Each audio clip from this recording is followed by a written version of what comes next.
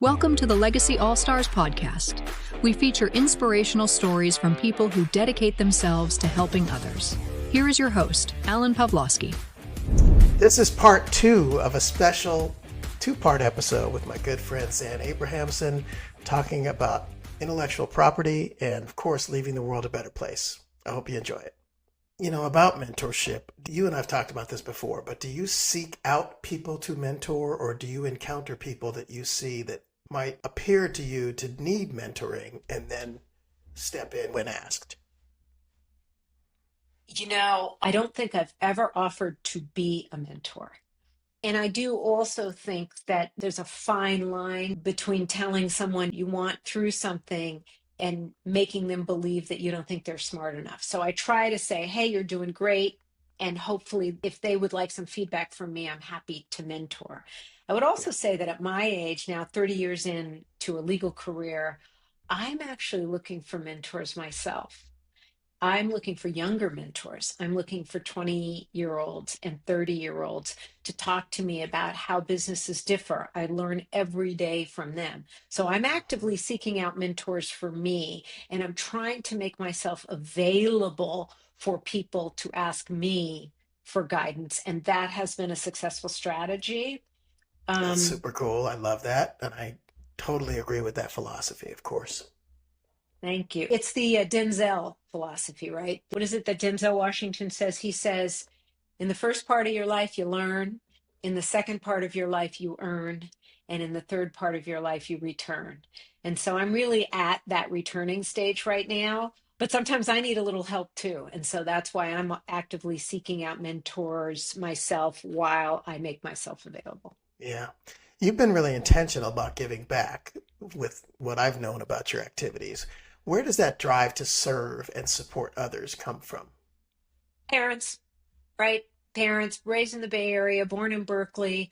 Both my parents were activists in the 60s and 70s. And we talked a little bit a few minutes ago about being a brown person, about being a woman. But the truth of the matter is, I come from so much privilege. I have been well educated. I have been nurtured as a child. I did not come from a war-torn country. I was actually able, didn't have the money, wasn't raised wealthy, but I managed to pay off my student loans. I consider that a privilege, not a burden. And so when you begin to look, and when you have parents who educate you in this way, when you begin to look at why people fail, they typically don't fail because they don't have the drive to succeed. They don't fail because they don't have opportunity.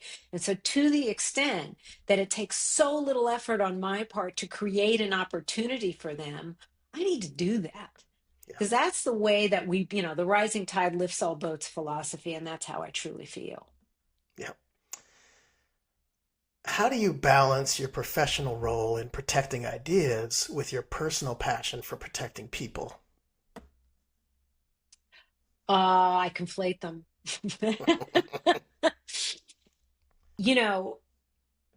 There's a lot going on in the world right now. And one of the things that I can do to both protect people and protect the world, protect freedom, protect our country, and what many of our ancestors have worked hard to build here, is to make sure that we create space. I know that that is such a charged word. I know when I say create space, I have to snap my fingers instead of clapping and stuff because it's a little Gen Z, but protecting people's ideas, their works of authorship, is also protecting the incredible diversity that we have in this world by allowing people to actually get something for what they're doing. And going all the way back to what we talked about at the very beginning of this discussion, sort of bringing it full circle, we are doing exactly what the creators of intellectual property laws intended, which is giving the world a far better, more creative, more interesting, more beautiful, more scientifically advanced, more healthy world, because we are allowing people to own this property that they have and give it to the world with at least the promise of potentially making money for it. That's what creates what we have. And that protects people. It protects their health, because now, we can create cancer drugs and new Alzheimer's treatments. It brings more joy to us. We can have protection for our music. We can dance. We can learn new things. It gives us creative outlets for writing, and which is going to give rise to, everything from operas to movies, which is going to bring an incredible perspective. And of course, any form of creative outlet, in my opinion, gives us another thing to be curious about. And when we are curious, I think we become more human. And when we are more human, we create a better world for everyone. So I really feel like they're completely conflated. Now, I don't want to give too much, like, it's not like intellectual property is going to save the world. It's not. But I do want to say that what I do for a living, I actually believe supports sort of the individual human rights of everyone, and it makes the world a better, more interesting place. Yeah, for sure. Well said. Can you share a moment outside of your career that reinforced your commitment to service? Oh my gosh, so many. Yeah, I guess so. A very long time ago, I was listening to NPR, Mhm. and there was a podcast, one of the episodes of This American Life, Mhm. in which the host is interviewing people about the concept of free will. And the argument was made that free will doesn't actually exist. The illusion of free will exists, and we need to live by the illusion of free will, otherwise we'd all go nuts. But that the idea is that free will doesn't exist. And this sent me down a rabbit hole, because if free will doesn't exist, should we even have prisons? I mean, is anybody ever going to get rehabilitated? Should we, should I just sit at home and do nothing since my life is preordained? Well, no, it doesn't, of course, work that way. But it did get me thinking again, kind of like what I was talking to you about, how my own life, my own upbringing, which wasn't full of money, but it was full of lots of education and lots of love and living in a certain place, has made me who I am today. If that is true, then people who are underserved in this world are also not at fault for being underserved. And if that is the case, then my insertion into those worlds changes the course of their free will. Huh. And it becomes a duty then for me to do it. And so, yeah, the moment outside my career was listening to this podcast, going into the free will rabbit hole, reading all kinds of books about it, including Sapolsky's book called Determined, which is all about the argument that free will doesn't exist, and realizing that there's all these balls that knock together that make you who you are. And if I can insert myself into a situation in an underserved community where the balls are knocking together to take somebody down a left path that isn't good, and I can redo that, then I have a moral obligation to do it. Man, that brings up a book that I read that just had the most dynamic impact on me. And it hit me like a ton of bricks. I mean, it goes back to the rabbit hole that you were talking about. There's a book called, and I can't remember the author's name, but it's called Incognito, The Secret Science of the Brain. And I read this book and I absolutely went berserk, having to go in depth onto really trying to understand the meaning behind it. And the one story from that book that really drove me to think like you were talking about right now, about the lack of free will or the lack of maybe being responsible completely for your actions or for your circumstances, is that there was a guy who was very aggressive and was violently aggressive toward people. and it went into happened to get medical care. I think he was in prison. Happened to get medical care. They found that there was a growth pushing against a part of his brain that controlled aggressiveness. And they removed the growth and he became completely unaggressive and was completely rehabilitated, went back out into society. They didn't know this, but the growth came back. He became aggressive again. It hit me hard because there was scientific evidence that somebody literally could not control their behavior. And so that's just another one of those books that just totally brought me into that rabbit hole that you're talking about. Yeah, it's really true. I mean, it's really true. And you hear these things over and over again. And no matter where you fall on the do we have free will spectrum, right? You don't have to be like me and think that free will doesn't exist. But no matter where you fall, I think we can all agree that the experiences that we have shape who we are. Yeah, for sure. And so, if again, wherever you fall on this, think about yourself as I always think of myself as that big, annoying kid at the swimming pool who does the cannonball, right? If I can cannonball, right? And we all hate him, but like he's like cannonball, it's all splashed everywhere. But he creates a ripple for everything he does just Mhm. because he inserted himself into the middle of that. That's And right. I like to think of myself as a slightly smaller cannonball going into and just disrupting all of the ripples and the flow, removing, dislodging the tumor, if you will. Hmm. Um, That's right. and the older I get, the more I realize that there are a lot of tumors to dislodge. And that, like I said, it's just our duty. We come from such privilege, even if it's not the kind that most people scream about, right? I'm not a multimillionaire, I don't ride around in private jets. Nevertheless, my education, my upbringing, my friends, my lack of mental illness. Well, who knows? But at least my controlled mental illness, my ability Speak for to, yourself. yeah, right. Um, but I have so many privileges, right? Yeah, I'm for not in sure. the prison system. I'm not in the welfare system, which is a very difficult system to get out. I heard about a woman, I read an article just the other day about a woman who's desperately trying to make ends meet. She's on public assistance. She uses the meager amount that she gets from food stamps, and she goes and buys flour and sugar and butter, and she sells cupcakes to make more money so that she can feed her kids, and Mm. she's arrested for misuse of funds.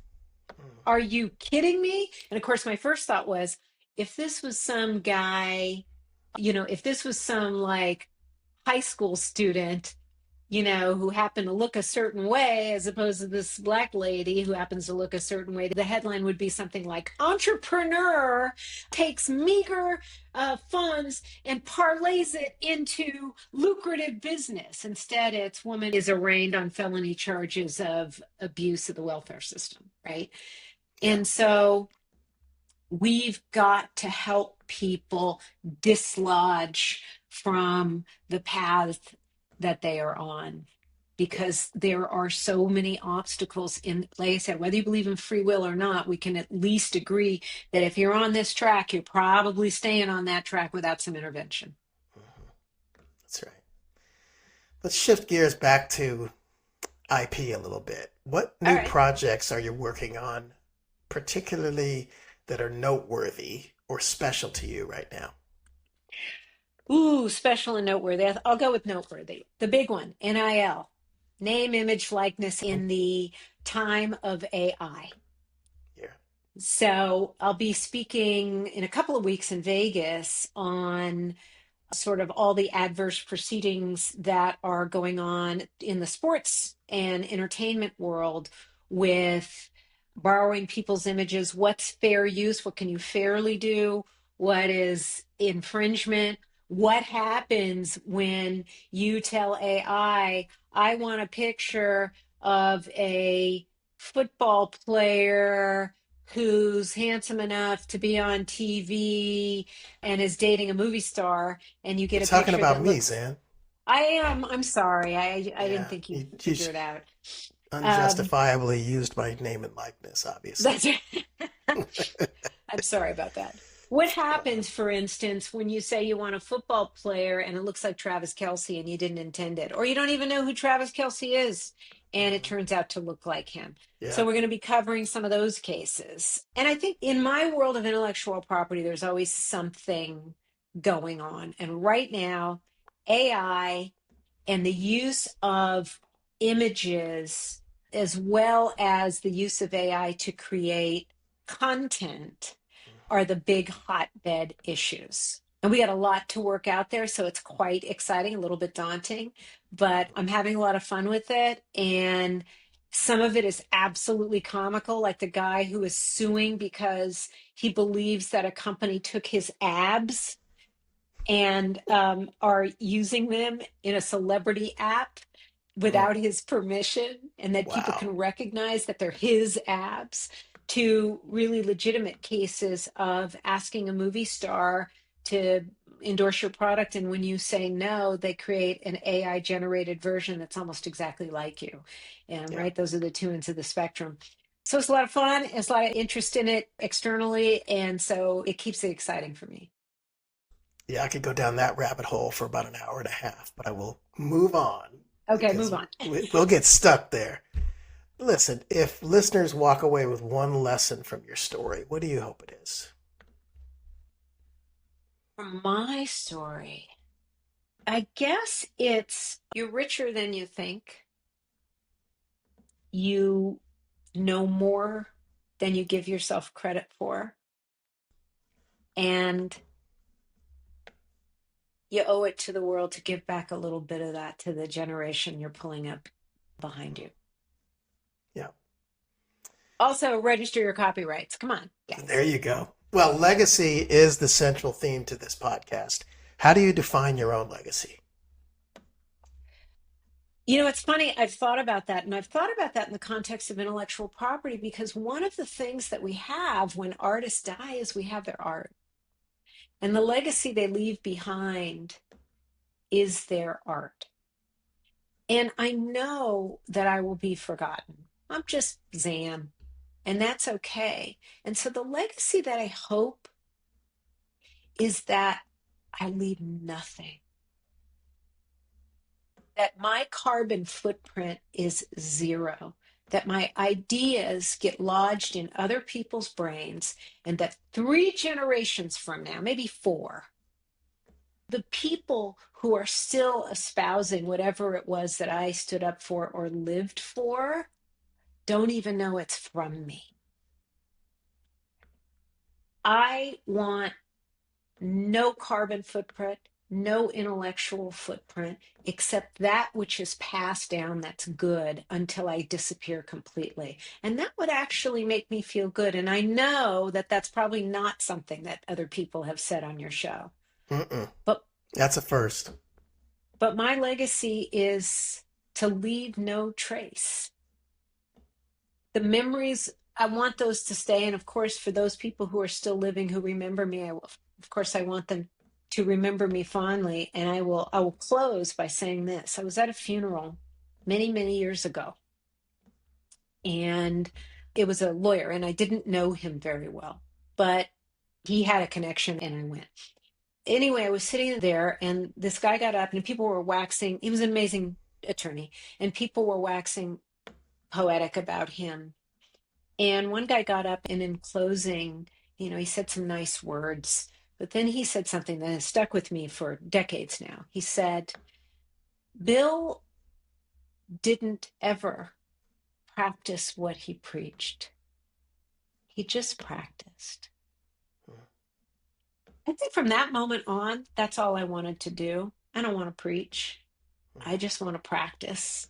I want people to see that I'm doing the work, not that I'm talking about doing the work. I want them to take my ideas and make them theirs. And then when it's my time to go, I want them to remember me fondly as having practiced and own that stuff and pay it forward. Yeah, that's classic Zan.